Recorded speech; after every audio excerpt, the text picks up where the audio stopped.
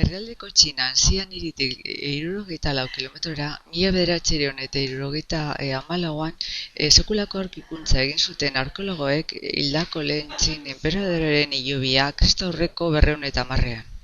Tunel inperialetik gertu, inolako dokumentu ezagunetan argitaratu gabeko zerbait agertu zen, terrakotazko armada bat, zein agudan sartzeko prest baitzegoen bere zaldi eta udarako gurdiekin.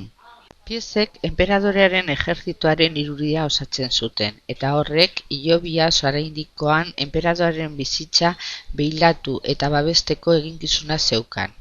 Ejertzitoak borrokarako behar bezala jarrita daude, aroko ohituraren arabera, 3 zutabetan banatuta eta bere estatu nagusiarekin.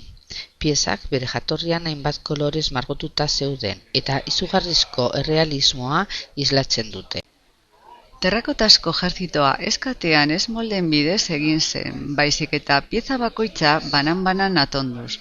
Gorputzen, uniformeen, aurpegien, orrazkeren edo rangoen ezaugarri esker, soldadu bakoitza zen unitateko partaidea zen. Are gehiago, bakoitzaren aurpegian jatorri etnikoa zein zen asma daiteke. Enperadorearen guardiari dagokion bezala, tinko eta martzial ageri dira gizon arruntak baino altuxagoko gerlariak. Eraikitzen aritu ziren 1500etik gora artisauek 4 unitate islatu zituzten.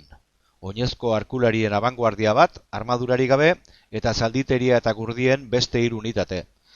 Oraindik egiten ari diren ikerketen arabera, 8.000 irudi dira guztira, eta orain arte 1.300 berreskuratu dira.